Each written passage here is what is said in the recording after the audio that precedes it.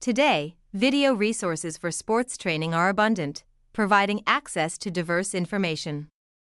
However, these resources mainly focus on non-disabled sports, and the amount of information available for parasports such as wheelchair basketball remains limited.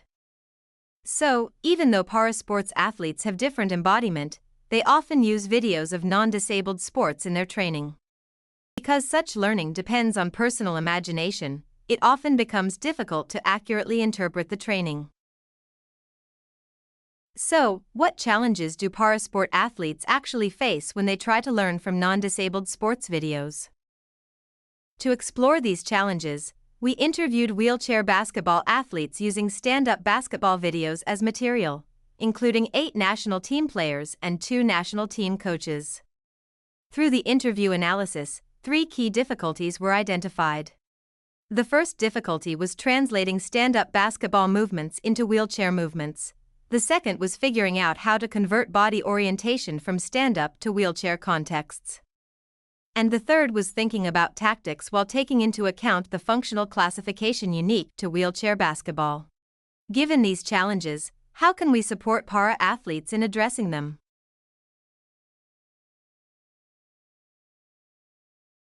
To this end, we propose Bridge, a system that reconstructs stand-up basketball footage into the tactical and embodied context of wheelchair basketball. This system enables para-athletes to interpret the content more easily through their own embodiment. It can also transform various tactics to act as a bridge that reduces the information gap between non-disabled athletes and para-athletes.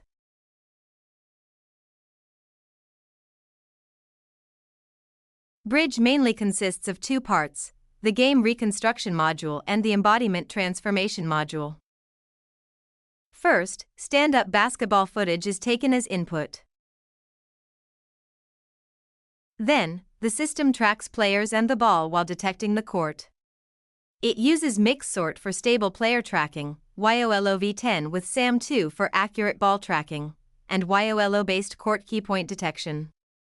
By applying a homography transformation to the obtained data, we map the camera footage onto the court coordinate system and reconstruct the game.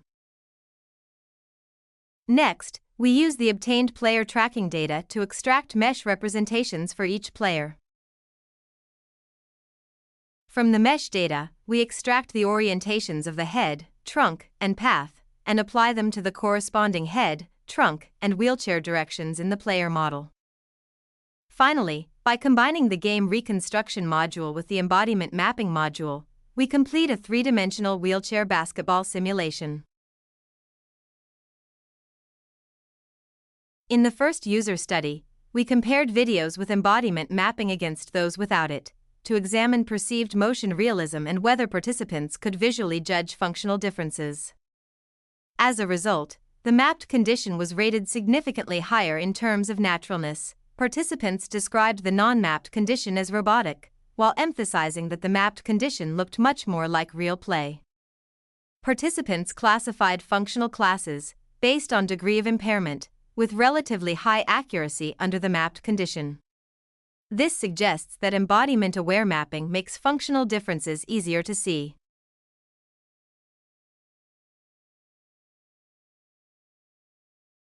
The second user study compared stand-up basketball videos with bridge-transformed videos, focusing on psychological effects.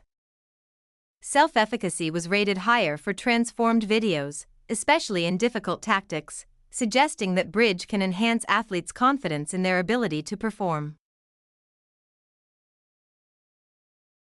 In subjective evaluations, bridge-transformed videos were rated significantly higher across all items, suggested the potential of bridge as an effective approach to reducing the information gap between para and non-disabled athletes.